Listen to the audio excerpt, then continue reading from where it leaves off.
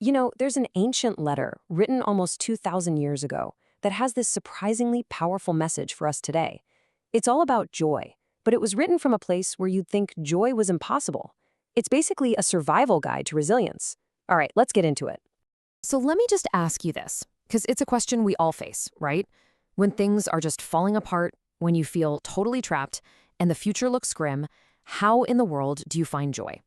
Well, this letter, the book of Philippians, dives right into that very question. And here's the kicker, the part that changes everything. The guy who wrote this, the Apostle Paul, wasn't kicking back in a cozy office. Nope, he was in a prison cell. He was literally in chains. So this whole masterpiece on finding joy is a letter from jail. How does that even work? To really get our heads around this, we have to start with the backstory. I mean, who was this guy, Paul, and why on earth did he see his prison sentence so differently than pretty much anyone else would? Okay, so check this out. For Paul, getting thrown in jail wasn't the end of the story. It was actually an advantage. He writes that because he's in chains, his message is spreading through the whole palace guard. And get this, it's actually making other believers more courageous, not less.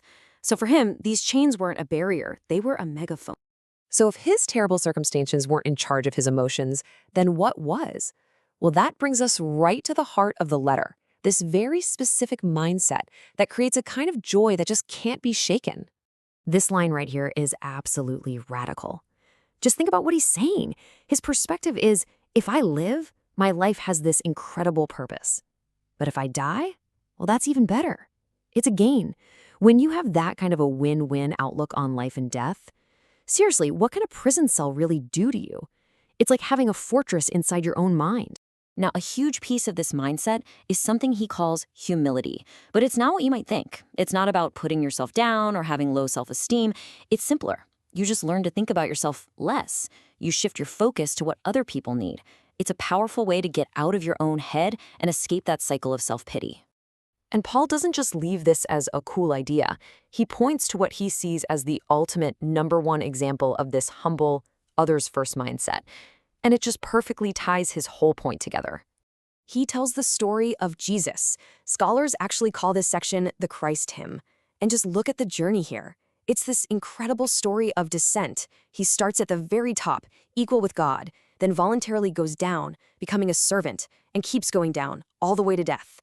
But, and this is key, it doesn't stop there. The story ends with him being lifted up, exalted higher than anyone else. This down then up pattern is the blueprint he's telling everyone to follow.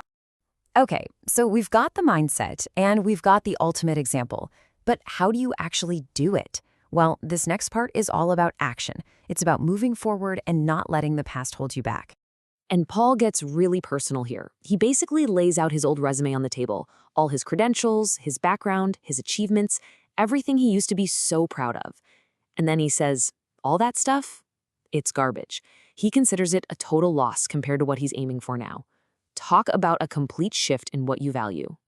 And this is the engine that drives him. It's not passive. It's an active, forward-moving thing. He's not sitting around thinking about his past wins or his current problems. His eyes are locked on the future. He's always pressing toward the goal. All right, so now we get to the final, super practical part. Living this way doesn't just bring joy. It leads to this deep, unshakable peace, even when life is a total mess. Let's see how Paul brings it all home.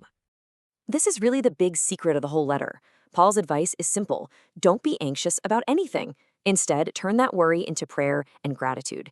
He says if you can do that, you'll experience a peace that doesn't even make sense, a peace that will stand guard over your heart and mind from the inside out. And he even gives a checklist for what to think about. I mean, how practical is that? It's like a filter for your brain. He says to fill your mind with things that are true and noble and right and pure and lovely. He's saying that the key to peace is to be intentional about what you let your mind dwell on. And the outcome of all this? Contentment. Real contentment. Paul says he's learned the secret to being content whether he's starving or stuffed, whether he's rich or poor. His internal well-being is totally disconnected from his external situation. It's completely weatherproof. And that brings us to maybe the most famous line from the whole letter. But when you see it in context, it's not about suddenly getting superpowers. It's his conclusion. It's the how. It's the power source that enables him to handle any circumstance, good, bad, prison, freedom, and still have that unshakable peace and joy. So as we wrap this up, this ancient letter from a prison cell ends up asking us a very modern question. Paul was crystal clear about where his incredible resilience came from. So it makes us turn that question on ourselves. When we're facing our own trials, our own chains, what is the source of our strength?